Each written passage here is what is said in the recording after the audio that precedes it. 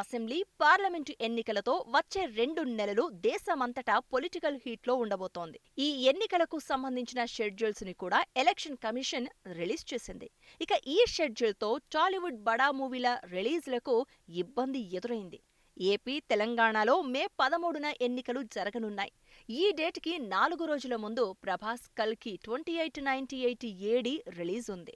ఎన్నికల సమయం కావడంతో ప్రజల్లో చాలా మంది పార్టీల ప్రమోషన్స్లో పాల్గొంటారు.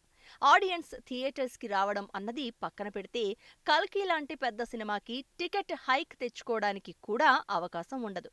అలాగే పార్లమెంటు ఎన్నికల వల్ల పాన్ ఇండియా మార్కెట్ కూడా వర్కౌట్ అవదు.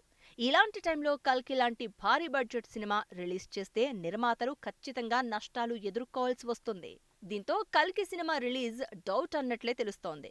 ఈ మూవీని వాయిదా వేయాల్సి వస్తే దగ్గరలో మరో సరైన డేట్ కూడా లేదు. కల్కి తర్వాత రిలీజ్ అయ్యేందుకు పుష్ప 2, ఓజీ వంటి సినిమాలు డేట్స్ లాక్ చేసుకున్నాయి. దేవర, గేమ్ చేంజర్ సినిమాలు కూడా లైనప్లో సరైన డేట్స్ కోసం ఎదురు చూస్తున్నాయి. దీంతో ఒకవేళ కల్కి వాయిదా పడితే మళ్లీ ఈ ఏడాది చివర్లోనే రిలీజ్ డేట్ చూసుకోవాల్సి ఉంటుంది.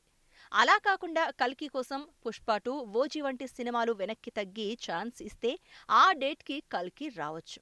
ఈ క్రమంలోనే పుష్ప 2 ఆగస్టు 15 నుంచి వాయిదా పడబోతోందని, ఆ డేట్ని కల్కి కోసం త్యాగం చేయబోతోందని టాక్ వినిపిస్తోంది. మరి ఈ వార్తల్లో నిజమెంత ఉందో తెలియదు కానీ అల్లు ఫ్యాన్స్కి మాత్రం కంగారు పట్టుకుంది.